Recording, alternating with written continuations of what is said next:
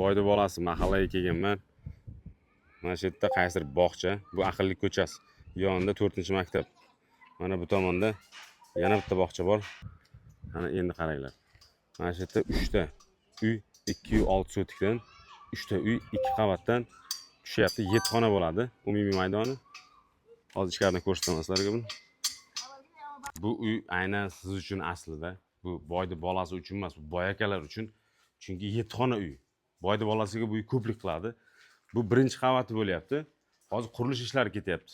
Egasi buni shtuka turkasigacha korobka holatda sizlarga topshiradi. O'zlaring xohlaganingcha remont qilasizlar. Mana shu joy ikkinchi qavatga ko'tariladigan joy bo'ladi. Endi buni zinasini bilmayman, qanaqa qilib beradi. 4 burchak, 3 burchak, dumalog'iga chiqib ketadi, tepaga qarab. Uni yo egasi bilan kelishasizlar yoki o'zing qilib olasizlar. Men bilmayman. Xullas, mana bitta xona.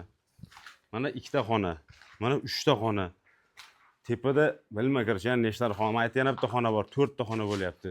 Sentabrda boshiga xudo xolasa uyni topshiradi. O'zlaring xohlagancha remont qilib olasizlar. Navesini qilib beradi. Hozir sizlarga uyni gatoy holatini rasmlarni qoldiramiz, o'zlaring tushunchaga ega bo'lasizlar.